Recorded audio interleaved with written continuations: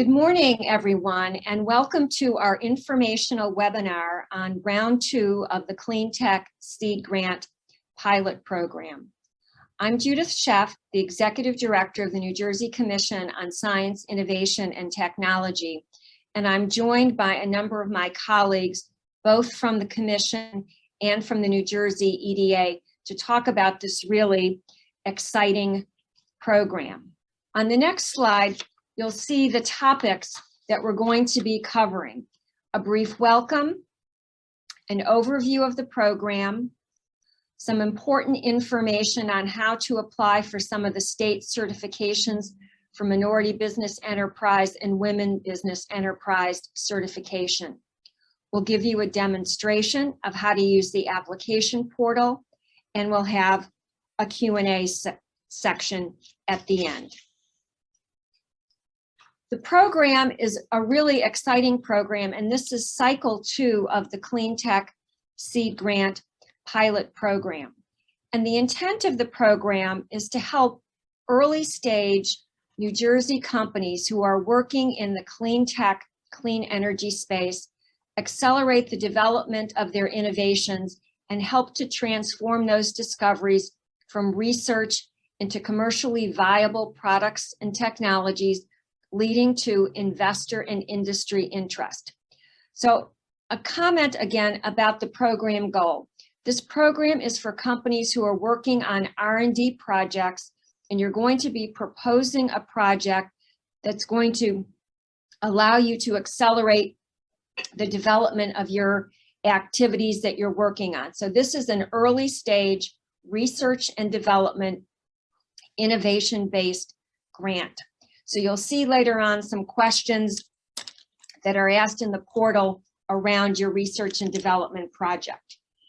The targeted industries that we're focusing on include chemicals and advanced materials, energy distribution and storage, energy efficiency, energy generation, green buildings technology, certain transportation projects, waste processing, and projects in the water and agriculture space. So there's a wide variety of different types of research and development projects in this clean tech, clean energy space that this program covers.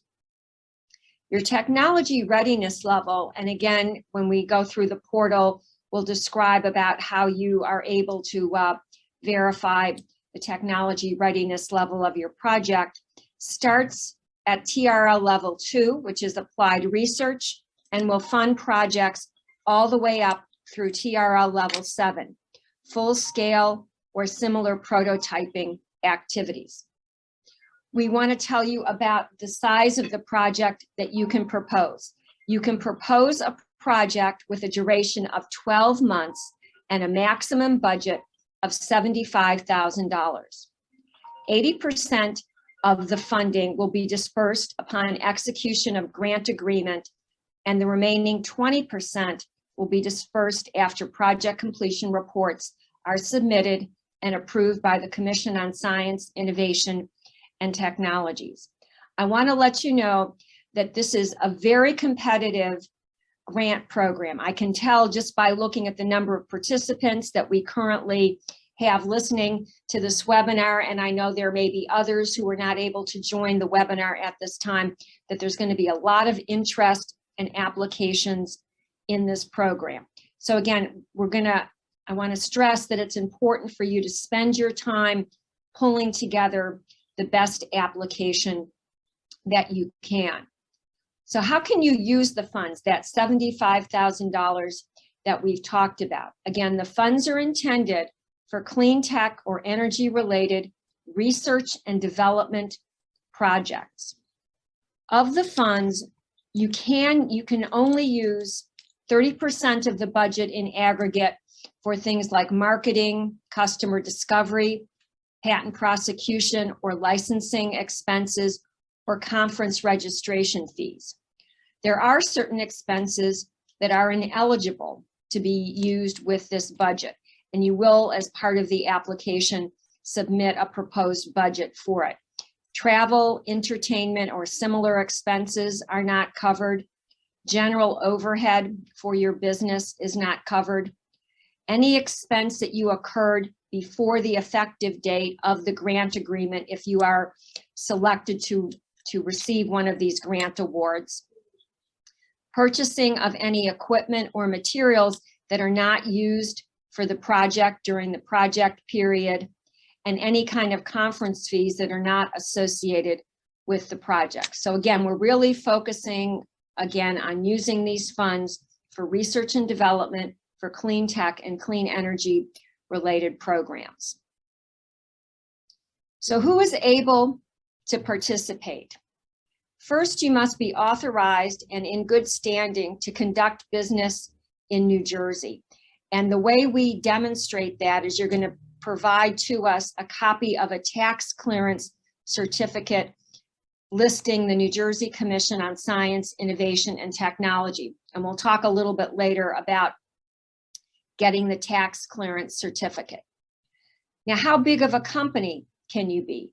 You must have at least one full-time equivalent employee working 35 hours a week, and that can include founders or other individuals with at least one employee working 50% of their time on the project being proposed. So I want to stop there for a little moment about this employee count piece, because this has sometimes been an area where there has been confusion. Again, we know potentially for early stage companies, you may have people who are getting a salary, not getting a salary.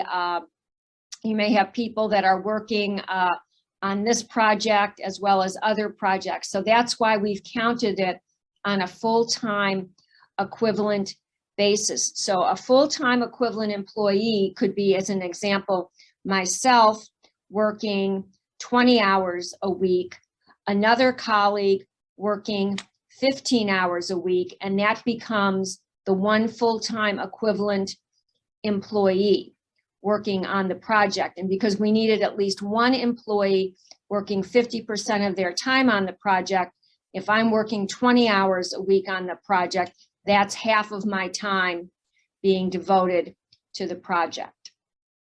We also want to be sure that 50% or more of the work of the employees, including founders and contractors, is conducted in New Jersey. Again, the funds for this project are coming from the New Jersey Board of Public Utilities, so we're funding work and companies that are doing work in New Jersey. 50% or more of the employees or contractors need to live or pay withholding taxes in New Jersey.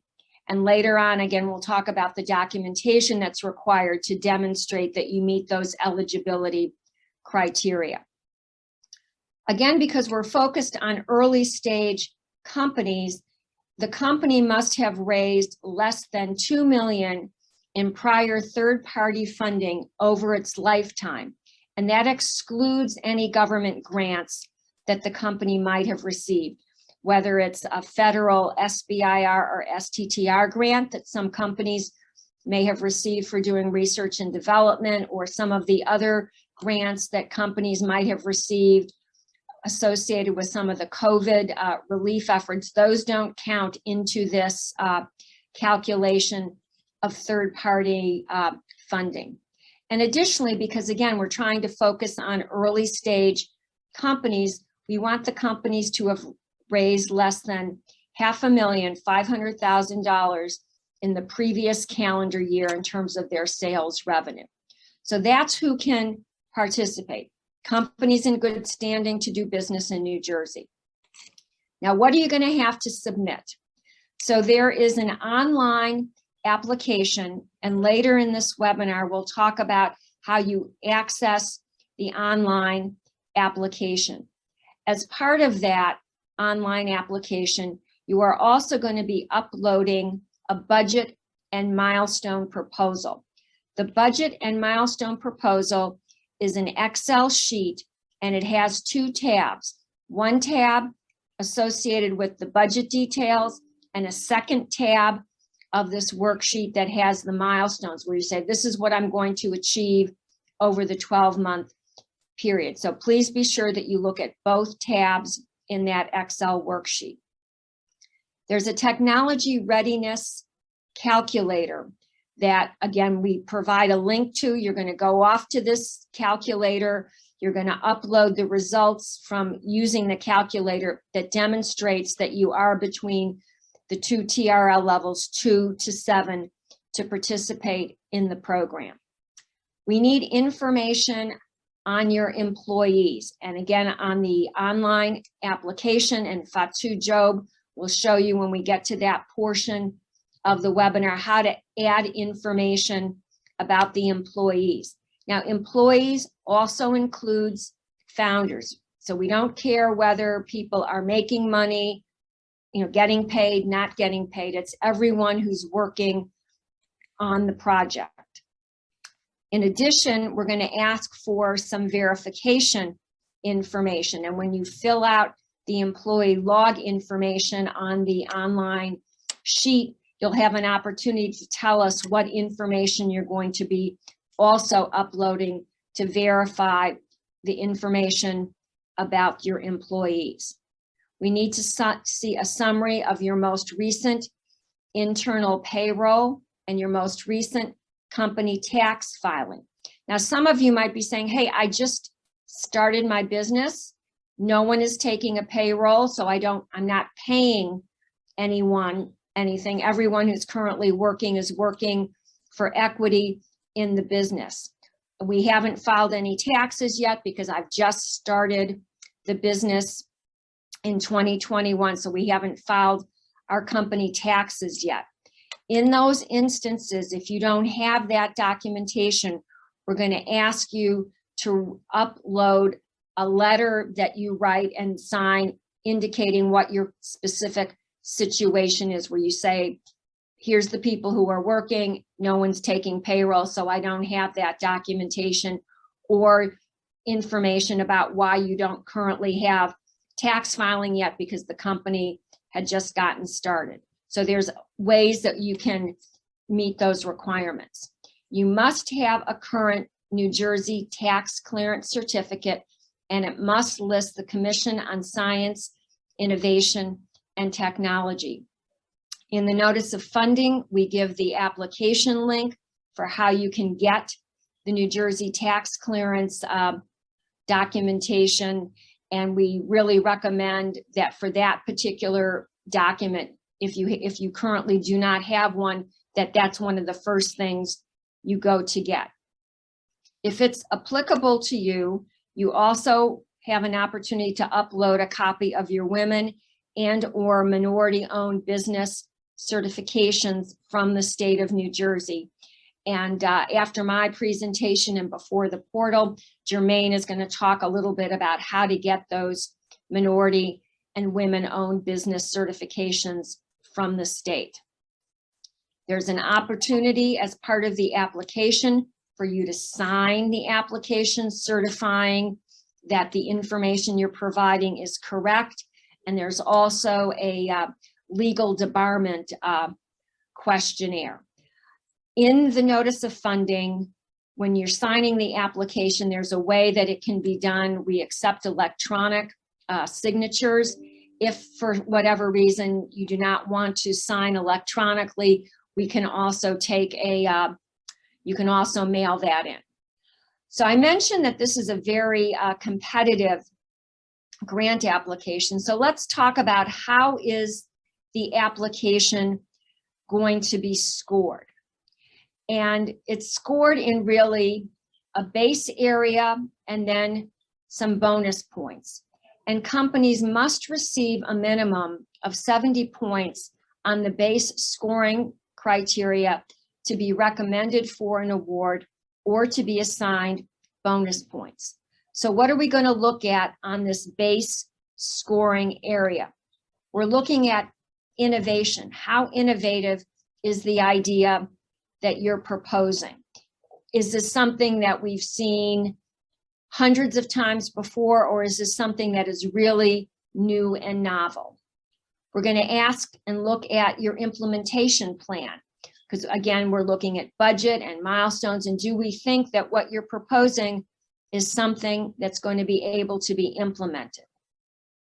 We look at the team, and again, as part of the online application, there's an opportunity to identify the team members who are working on the project and provide information about their backgrounds and their strengths and capabilities.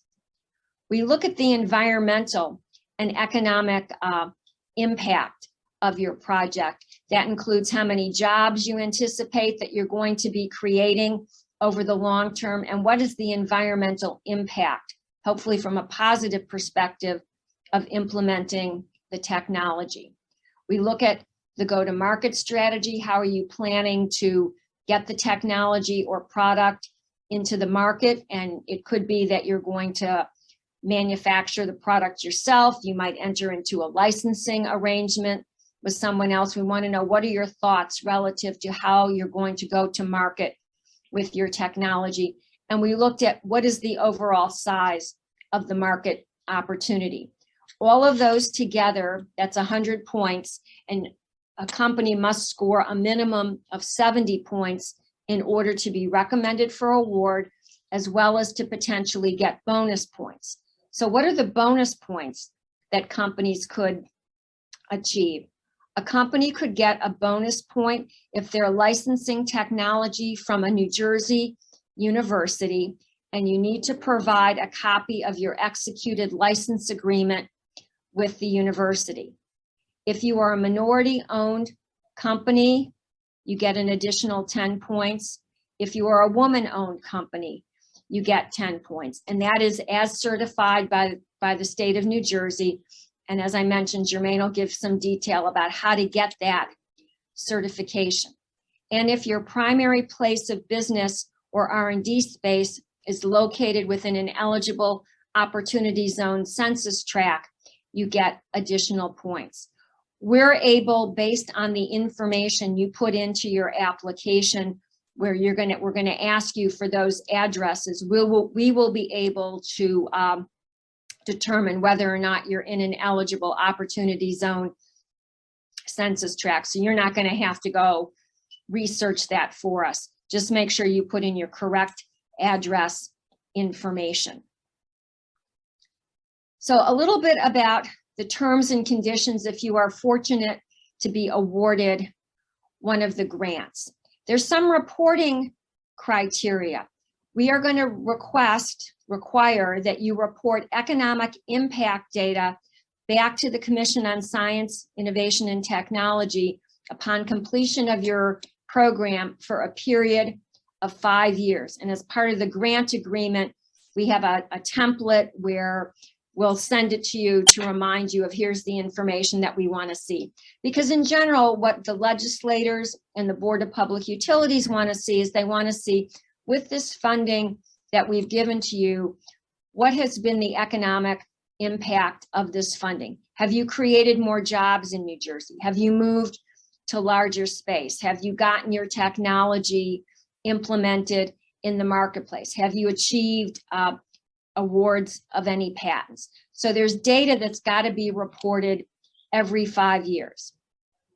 Additionally, there's a commitment that you're going to be remaining in New Jersey. So you need to commit that 50% of the work is going to be conducted in New Jersey for a period of 3 years following the effective date of the grant agreement. And again, as part of this reporting information, we're going to let you know what information you need to provide to us on your employees over that period of time. And if you fail to comply with these requirements, you will have to repay back to us the amount of the grant award. Because again, this is money from the state of New Jersey. We want to be funding companies who have a commitment to work and grow their businesses in New Jersey. Additionally, you may be asked to participate in some future alumni activities, serving as panel members or conducting interviews about your experience with the program. We're hoping, obviously, as we come out of COVID, that we'll be able to run some of these programs in a in-person as opposed to virtual framework. So a couple tips and tricks about being successful in submitting to this grant application. First of all, read the notice of funding and the FAQ document. I know many of us, myself included, sometimes when you get something new, you kind of like throw the instruction manual on the side and just kind of, like dive into it. And while, yes, you can dive into the application portal and start filling it out, we really recommend that you go onto our website, you download and read the notice of funding carefully. We also will have an FAQ document that answers frequently asked questions about the program, so please go in and review that. The portal opened on Monday at 10 a.m. and it will be open until Monday, March 21st, 2022 at 5 p.m. There is no advantage to being the first person whose application is in. It doesn't matter whether you're the first in or the last in.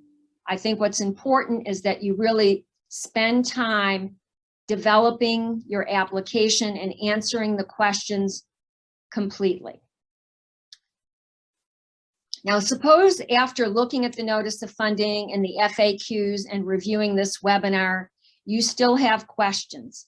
If you have questions, you can submit them to csit@njeda.com. We will review the questions and post the answers back in our frequently asked questions document so that everyone else can see what the answer to that specific question is going to be.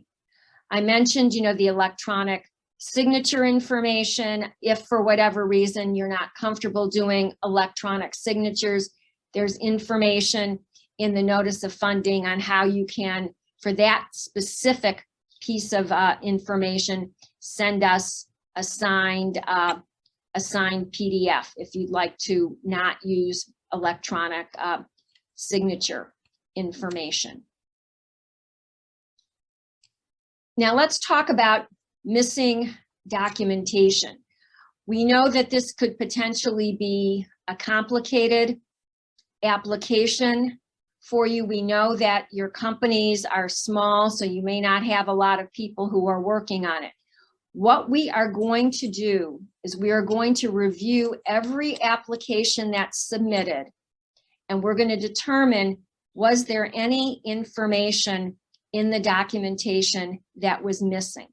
If something is missing, for example, suppose you forgot to submit the tax clearance documentation, or suppose there's some other information that's missing in your application, you will receive an email notification from the Commission on Science, Innovation, and Technology asking you to submit or resubmit any missing or incomplete documentation. Because again, we're looking to try to get the largest pool of applicants that we're looking at. So this is giving you an opportunity to correct any mistakes that you might have made in completing your application. If after the period of time, and we're going to give people, an additional 10 days in that email notification, we'll give you dates telling you, here's the date that you must submit all the missing information back to us. If you do not get all of the information back to us after that extension period, those applicants will not be reviewed. So you have to have all of your documentation together in order to be considered complete and reviewed as part of the evaluation process. Now, I know many of you might say, oh, but COVID is happening and still happening, and perhaps not all of the state offices are operating as quickly as they might otherwise be operating. So first of all, we encourage you, if you need any copies of New Jersey documentation, to try to get that early in the process, because we know that some of the state systems are experiencing longer processing times. However, if you can demonstrate to us that you are trying to get that particular documentation, you can upload that information for us, and we will use that and consider that as complete for evaluation purposes. We will not be able to make an award until you get all of the missing documentation, but we are able to look at the fact that, as an example, perhaps with the tax clearance document, if you still haven't gotten it in time, we're going to say just upload the email that shows that you've submitted to get the tax clearance document.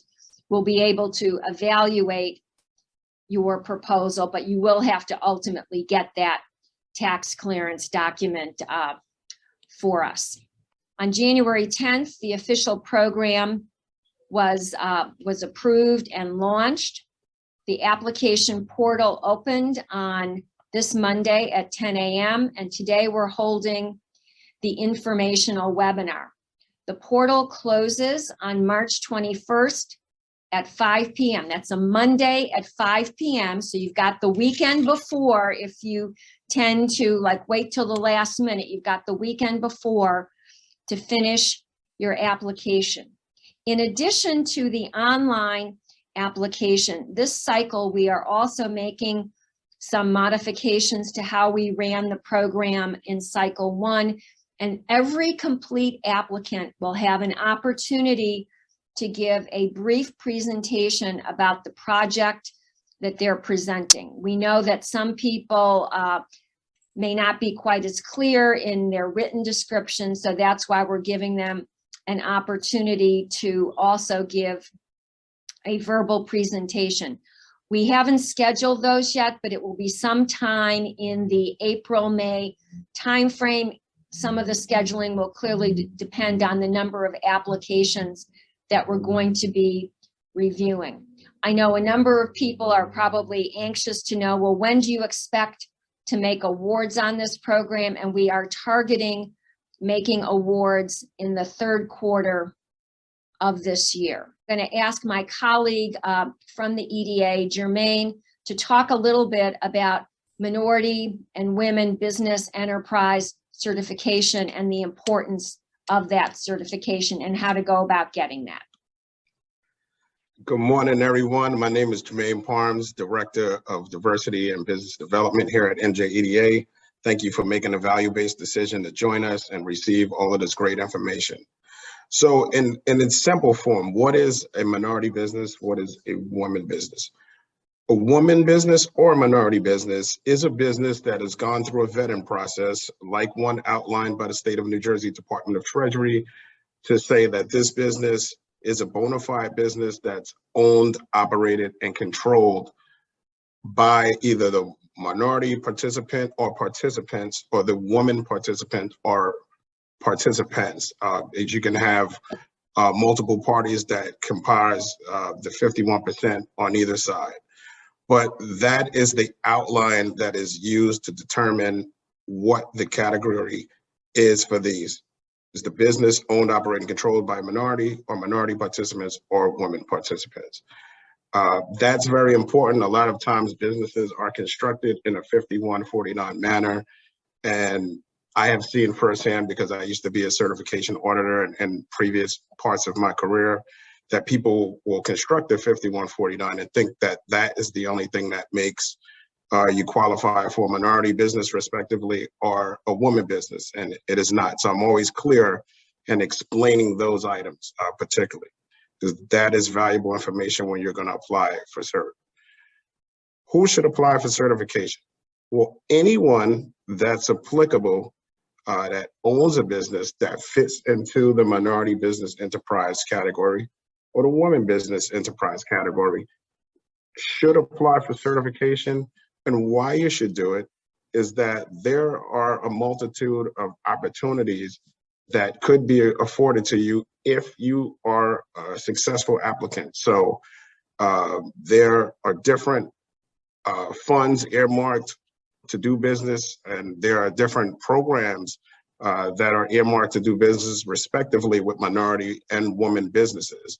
There are also contracts that fall under federal guidelines, some by private sector, and other things that are done to afford more opportunity to do business in those particular areas with more women and more minority businesses. So there's opportunity. There's also large scale entities that are actually minority women businesses that are looking to foster and grow other businesses that might be smaller.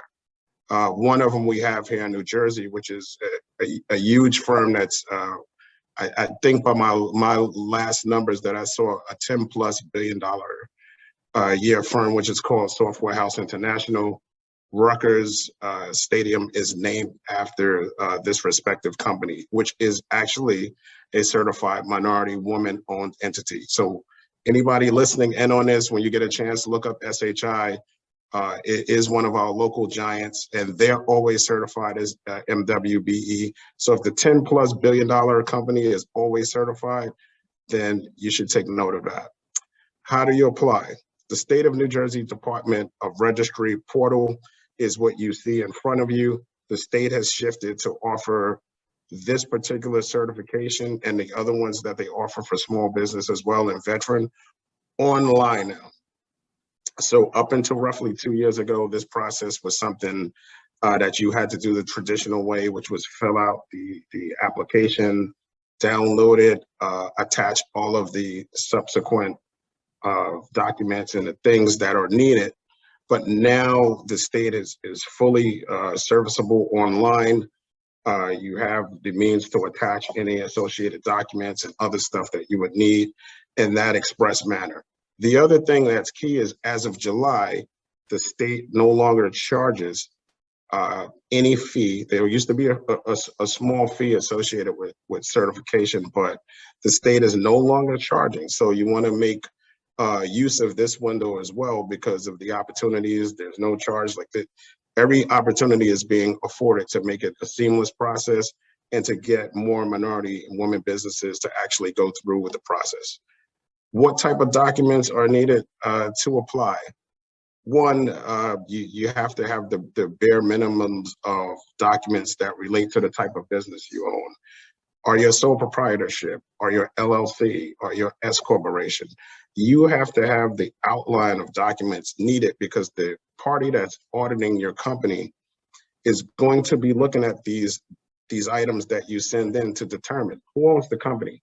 You know, there's a lot of businesses that I've seen, they'll say, well, I'm a single member LLC. There are no other participants, Jermaine. It's, well, fine, that might be true, but we need to see your operating agreement. We need to see your articles of incorporation. We need to see your business registration certificate with the state. We need to see all of the outlining items that tell us who owns, operate, and control the company.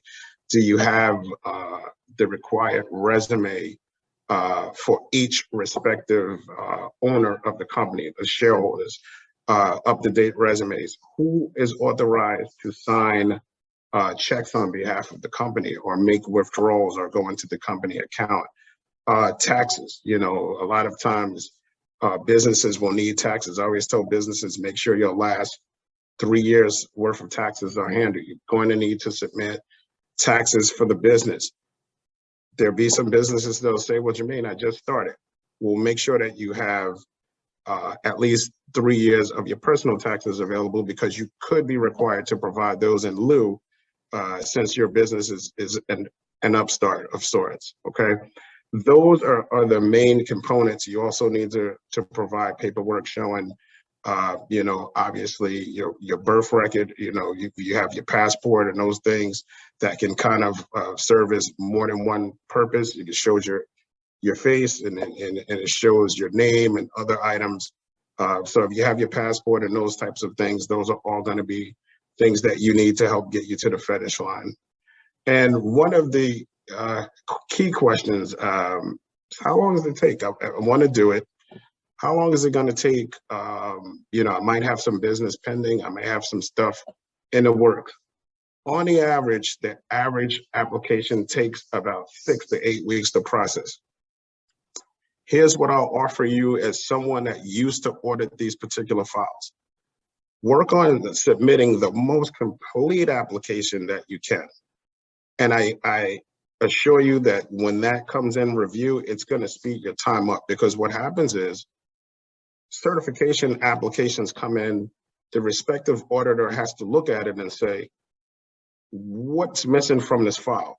So once they make what we call an additional information request, you are now on the clock to provide those additional information to the auditor. And now that window is on you to turn that information around and get it back.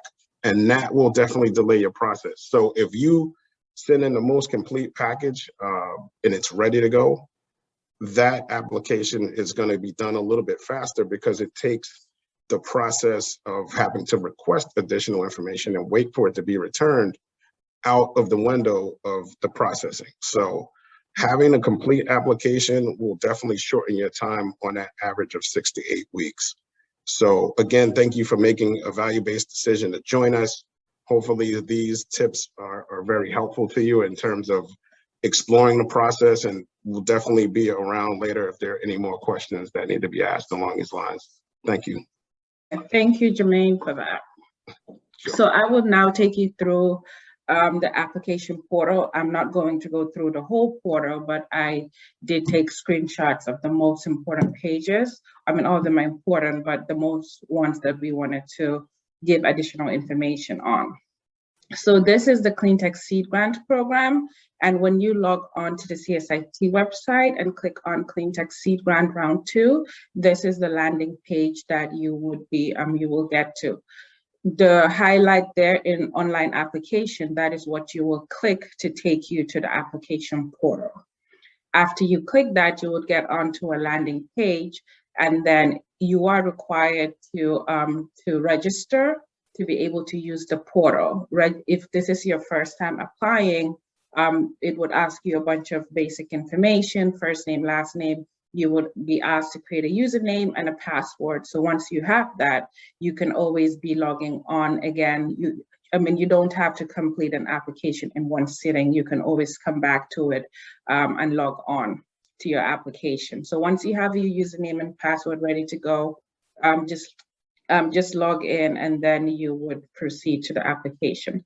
Currently, we have 3 programs on the portal. The Catalyst is ending next Monday. So from next Monday, it would no longer be an option. But when you get to this page to start a new application, make sure you are clicking on the Round 2 Cleantech Seed Grant Pilot Program, which is the first option. So once you click on that, it would ask you to enter a brief description of your project. Here you don't just basic information. If it's like an energy storage project, just so it can identify your project. So once you have that, it will ask you to begin your application. The first section is, again, the eligibility questions. This section here is just to, again, verify that you are on the portal and you are applying to the right program. So it will ask you some questions to determine your eligibility. If you answer no to any one of this, for example, does your company have a minimum of 1 FTE and 1 person working at least 50%? If you answer no, a message will pop up here telling you that you are not eligible for the program. So we want everybody that's eligible to apply. We don't want you to go through the whole process and in the end be told that you are not eligible for this program. So that's what this page is for. So once you meet this eligibility criteria, you can then go ahead and continue the application. This section here, this is the next page that you will encounter, where it would ask you basic information about your company. With the company name, please put in the legal name of the company. We've had instances where applicants put in their doing business as names, or the current name that they're using, which is different from the legal name, because we do some checks with the Department of Labor and the Department of Environmental Protection. We can only check against your legal name. So please make sure you're putting your the legal name of your company, not the doing business as name. Here, we're asking you to provide a brief description of your company. Please be very precise here and give not just I'm an early stage company, but give a very precise, brief description of your company, because if you are recommended for the award, this information here is what we would use for any media purposes. Let's say if we're saying X company has been awarded $75,000, this is the description that we would use in the media for your company. So make sure you represent your company the way you want to. So here is where you would enter your address. We would use the address here to determine if you are in an eligible census tract area in New Jersey. And this is for your company headquarters and also for your R&D space in New Jersey. If you have a website, please feel free to put it in, and your state of formation for the company. We've had some companies that were incorporated in Delaware, that's fine. So just enter all that information is asking you. If you are not sure what's your NAICS code is, you can click on this link and it will take you to the website where you can enter information to determine what your NAICS code is. And then here is where you would enter your EIN number. The next page to highlight on the application portal here is the project description page. This is very important. This in a way can help make or break your application. Although we want you to be very precise in your description, this is what your application will be evaluated by subject matter experts who we would employ, and also to give qualitative input into the quality of your proposal, but also this is what we use to evaluate. So make sure you are answering it very precise and very thorough. And the maximum of the 30 points is for innovation. So most of the points will be scored here. So make sure you are really describing what your company is developing and what it is for.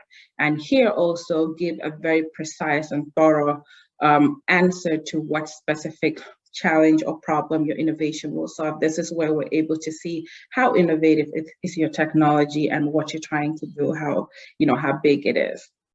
And so spend some time here, not just write 1 or 2 words, but really spend time here. The next page I wanted to highlight is the employee log. Judith talked about this employees can include founders, even though, let's say they have equity in the company, but they're not taking out any salary, or everybody is just working and you have interns or even people that are just volunteering or offering services without any pay. So this is where you would enter that information.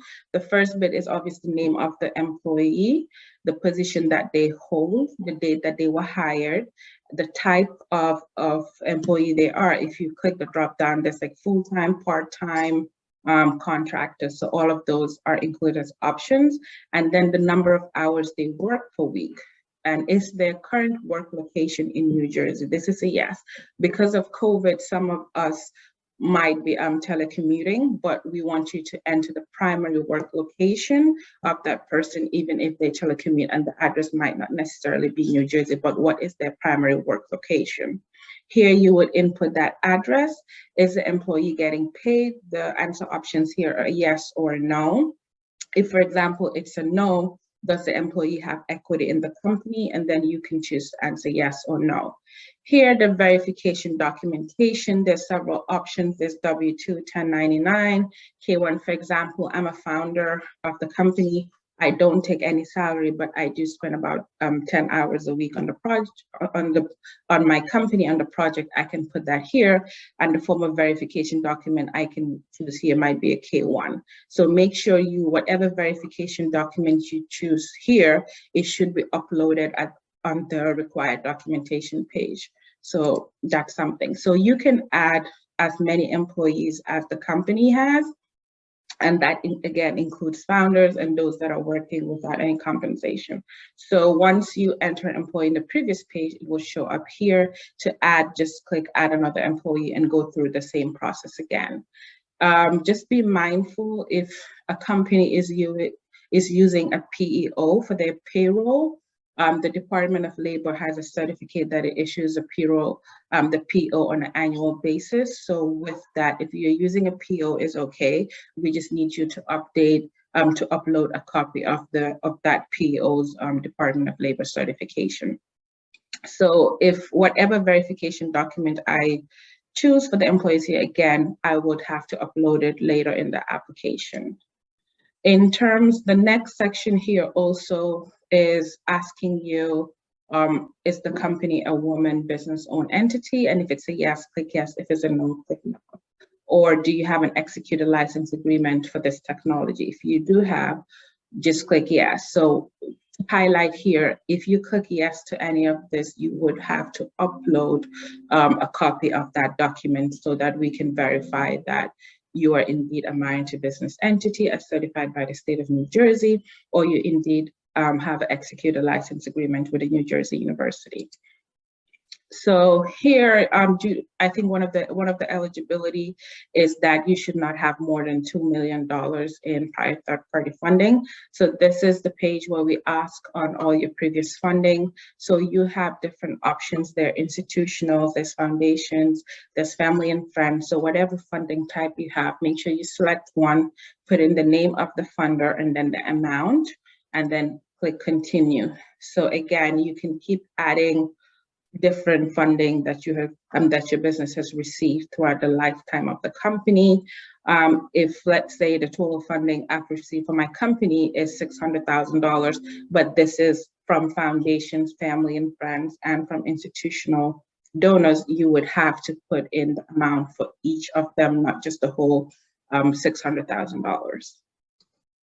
Moving on here. This is a section where we ask about the competitors for your technology. So who are the players in the ecosystem, and then with respect to their proposed solution. So if I'm developing some sort of battery technology and I know 2 or 3 companies that are doing the same thing, here we just want to know what information there is out there. So just enter the name of the company and a brief summary of what their solution is and how it varies from yours. So you can enter here as much as 5 main players. We don't need all of them. We just need 2 or 3 of them. In terms of the milestone and budget, this is the implementation plan in the scoring criteria, and this is also 20 points. You would be asked to fill out and upload the Excel file where you would break down your budget and your milestone, but we also wanted a description of what the funding would be used for and how you'll meet your milestone. So here again, it's an opportunity for 20 points.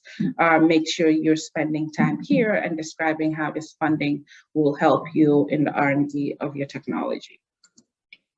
In terms of team information, again, this is also 20 points, very important. Making sure you're listing each team member, but not just listing them, but also here be very precise and thorough in their bios, because again, this is the information we would use to evaluate, to score your application pretty much. So make sure you are highlighting all the team members and their achievements and how their experience, expertise, and education is relevant to your project.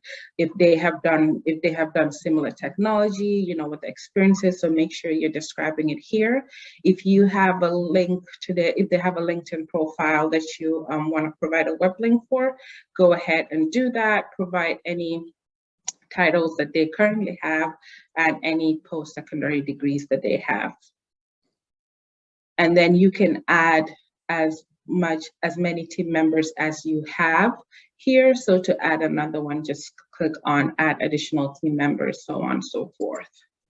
Once you complete, there are more screens than this, but these were the ones that we wanted to highlight. So once you go through the application portal, which is the text on the left here, you would have to acknowledge that you have completed it and you are aware that if you are selected, you would have to do a 30-minute virtual presentation.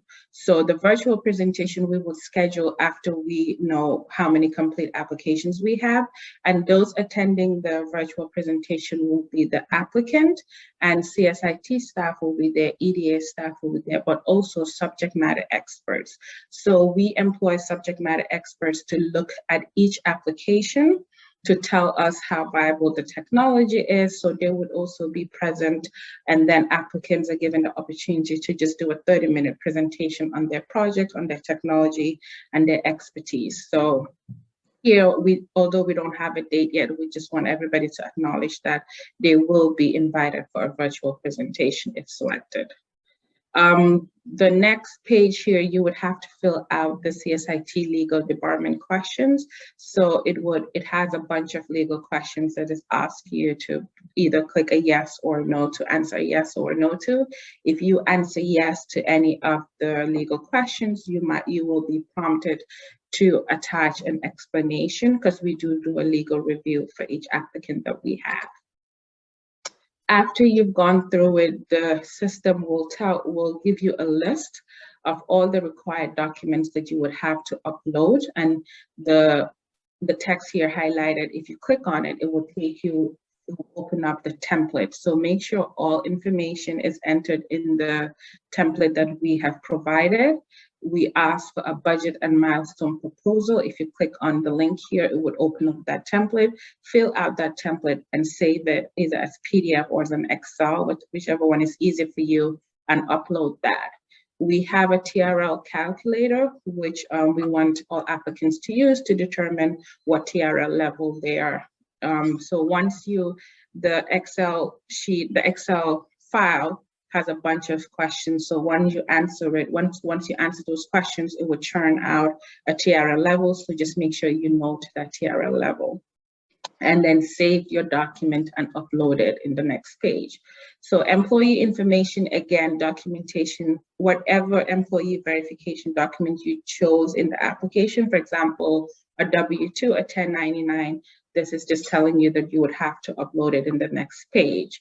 Summary of most internal payroll, tax filing, so whatever documents you are to upload. If, for example, you said that I'm a minority business, if you click yes to it, you would have to upload that. And then the signed CSIT certification, you can just download it, sign it, and upload it. And if you choose not to do that, these are the instructions of how to get us a paper copy. So this will just list all the required documentation that you have. And the next page is where you would have to upload it. So these are the different formats that you can upload. Again, just hit select and then go through your desktop or your computer, upload files. After you hit upload each file, it would list them down here. And then once you're done uploading all your required documents, go ahead and click continue. And then we would receive, and once you hit submit, we receive a copy of your application with all the supporting documentation. What I want to stress here is that the portal opens March 21st. This is not a first come, first serve application format. We will accept all applications until the deadline. So do not feel rushed to just submit an application with missing documentation, even though you have a cure period of 10 days. Make sure you're taking your time, really answering all the questions in the most precise and thorough manner, and making sure you're gathering and getting all your documents uploaded, so that we can look at all of them. So what I'm trying to say, your application, please try to get it as complete as possible. So once you have a complete application or you submit an application, you would receive an email from CSIT saying that your application is complete, and if you have any missing documentation, we would list them there and give you the deadline that you have. If your application is all good to go, we will also send you a confirmation that we have received your application and we're reviewing it. And then we will, once we have the timetable for the applicant presentations, we will communicate your date and time for that. If you are unable to make that, please let us know very early on so that we can make accommodations for you to reschedule your presentations. So that was it for the webinar. Again, the portal is open. Go ahead, you can start your application right now, or you can start gathering all your documents. If you have any questions or you have inquiries even after this webinar, you can just send in your questions to csit@njeda.com. We would answer, we would send an email reply that we have answered your questions, and it is in the FAQ document, which we post on the CSIT program page. And thank you. That's it from me. So we would open it now for any questions. Judith, I guess we'll answer any questions in the Q&A, right? Sure. There's a question asking about, is 35-hour per week the minimum required for the program? Yes, when we are doing the calculation of a full-time equivalent person, we are calculating that on 35 hours a week as the standard for a full-time equivalent employee. There is a question asking about how many prospective applicants are there as indicated by the count of those attending. So it appeared to me that the highest number of people that was showing as participants was 38, but I believe the way that Zoom counts the participants, that also counts CSIT staff and panelists. So I'd say based on information, there's probably about 30 individuals who are not CSIT or EDA staff who are currently participating in the webinar. We had a larger number of people who had initially indicated that they were interested in the program, and that was a figure of closer to 65 to answer in terms of interest in the program. So as I said, this is a really highly competitive program. There's a lot of interest in the program. We were fortunate that we have doubled the budget from last year. We anticipate being able to make 20 awards under the program this year. There's a question asking about the background of the people that will be reviewing the applications from a technical and academic standpoint, wanting to know if that might affect how they frame the answers to their questions. So individuals from CSIT and EDA that will be looking at the applications have both a business as well as technical backgrounds in the different areas. They may be some of our sector leads from EDA who've been involved with clean technology development or advanced manufacturing development, so that you can assume, while we don't necessarily need this to be PhD level technical description, you do want to be sure that you are providing, sufficient background. As Fatou mentioned, we also have some external subject matter experts who have, technical backgrounds and investment backgrounds, who will be also providing some input to us relative to the innovation that are being proposed. There's a question about, is laboratory rent at a qualified facility such as the NJIT VentureLink included in the ineligible expense categories? And the answer is yes, because we're looking for you to have the R&D expenses associated with the project that is being proposed. So that would not count as as one of the expenses. There may be other incentive programs that the EDA has that might be appropriate for handling some of those other types of expenses to take a look at. Okay, there's a question regarding 70 points to qualify for the first step. Are the category of the set of points provided as a whole? For example, all 30 points, or are they prorated? So the answer is is yes, so that if an area, let's say innovation was 30 points, someone might get 27, 25, a different, some number between 0 and 30, and there is not a minimum threshold of points that you need to have in any specific category in order to meet that 70 points. There was another question that was, and Fatou had mentioned, we have a couple of different grant programs that are currently open. The Catalyst grant program, the Catalyst C grant program, is for non-clean tech, non-clean energy projects. So if you are applying for that program, you would not be applying for this program, so that there's not a duplication of where you should be applying.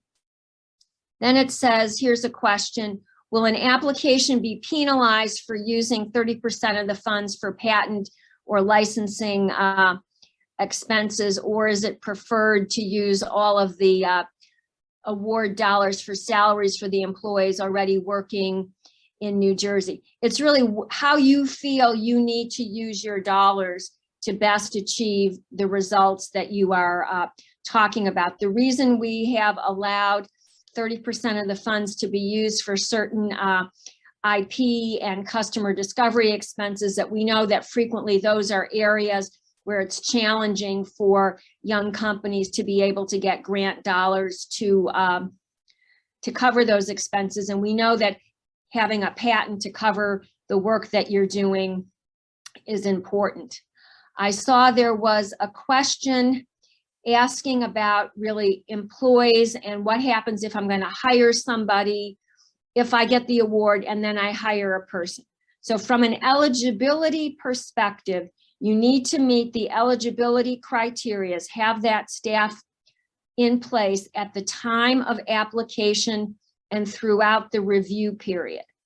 However, you can say, in addition to the 3 people that I currently have, with the funding that I'm going to get, here's my other person who is going to be hired and is going to be working on the project, and you would have their background information provided in the team section where you talk about the team that is going to be working on the project.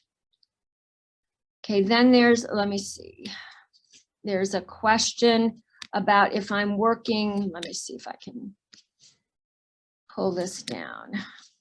Thought there was a question about if you're working full time. Okay, let's see. I can read the question to you, Judith. Okay. It says, I already work full time. Does my 17.5 hour per week effort on the proposal satisfy the worker having 50% commitment? So I'm not 100% clear about if they're working full time at the business or in another business. But if you, so let's assume that you're working 35 hours a week in a different business opportunity, and now you want to be working 17 hours a week on the weekend and a couple of hours in the evening on the proposal. The answer is yes, that could count as the 50% commitment. Judith, there's just one more question on whether disabled, someone certified with a disabled owned business enterprise certification, a DOBE, does that distinction, is that recognized as the MBE or the WBE certification? Those are different certifications, and currently the only certifications that we are giving bonus points for are women-owned business certification and minority-owned business certifications, as certified by the state of New Jersey. I think those are all the questions we have. So we are really excited about seeing all of the innovations that companies are working on in this space. Both EDA, Board of Public Utility, and CSIT, think that this is really an incredibly exciting area.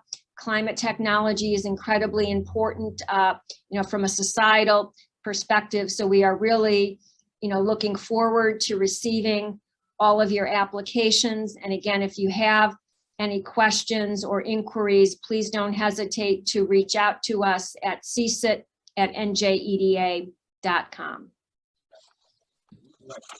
I think those are all the questions we have.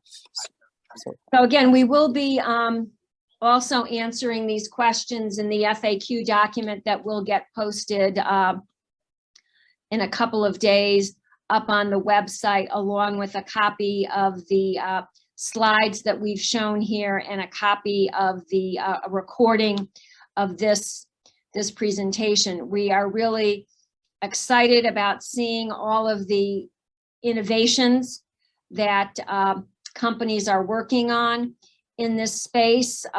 Both EDA, Board of Public Utility, and CSIT, think that this is really an incredibly exciting area. Climate technology is incredibly important, from a societal perspective. So we are really, looking forward to receiving all of your applications. And again, if you have any questions or inquiries, please don't hesitate to reach out to us at csit@njeda.com.